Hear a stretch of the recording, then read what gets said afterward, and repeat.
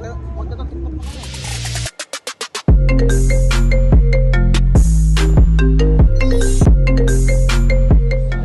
yun guys, nandito na kami sa Firenze at kakain muna kami. Late lunch, pero yung nagsiserve sa amin. So umorder kami ng pasta at saka ng karne.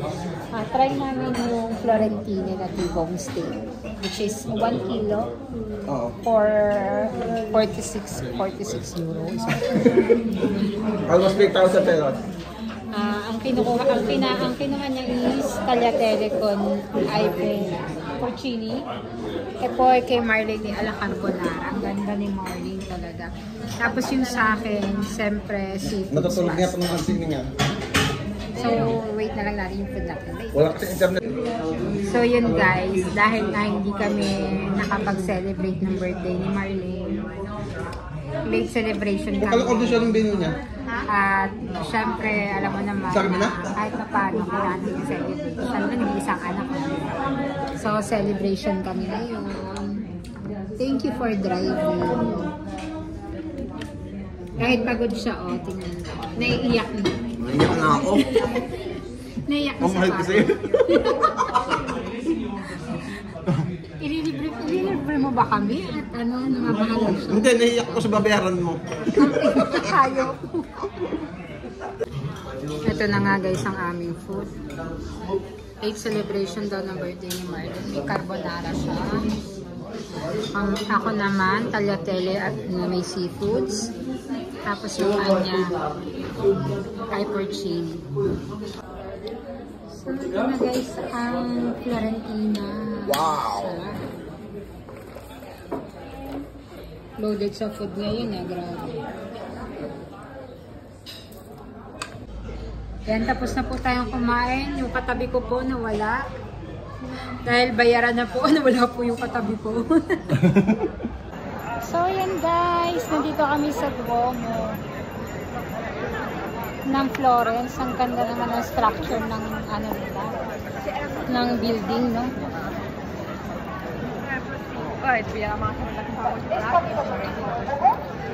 Ito ang aking dalaga. At ito na nga, namamasyal-masyal dito. Minsan lang gumagala. Minsan lang lumabas ng lungga. Pero kita niyo naman yung structures. Ang ganda.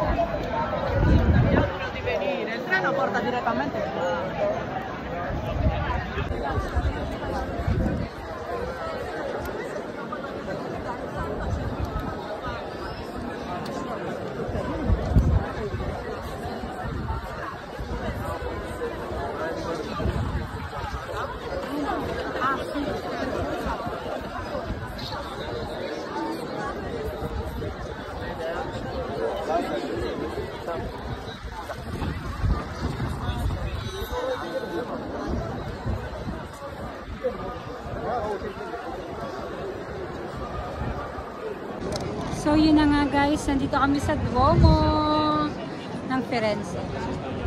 Yan yung anak kong artistahin. Ganda. Sing ganda namin. So yan guys, makikita nyo may nagpe-paint dito. Parang sa Duomo, sa Milan, may mga ganito rin sa may gilid.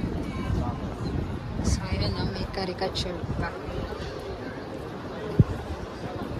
Ang dami talagang artist dito sa Milan. Ay, sa ano pala? Sa Italy.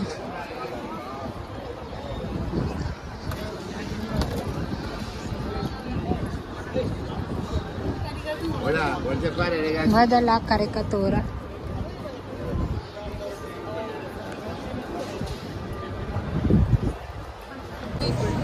Yan, at nagbubble tea pa nga kami. Nabudol si mama. Nabudol na naman.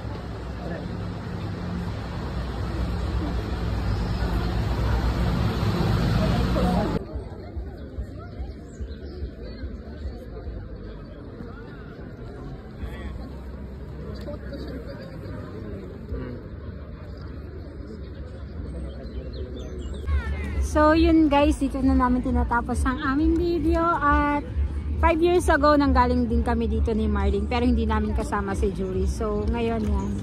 Late celebration ni Marlene ng birthday niya since nung birthday niya hindi siya nakauwi. So yan. So yun guys, see you on our next vlog. Don't forget to like, share, and subscribe. Bye!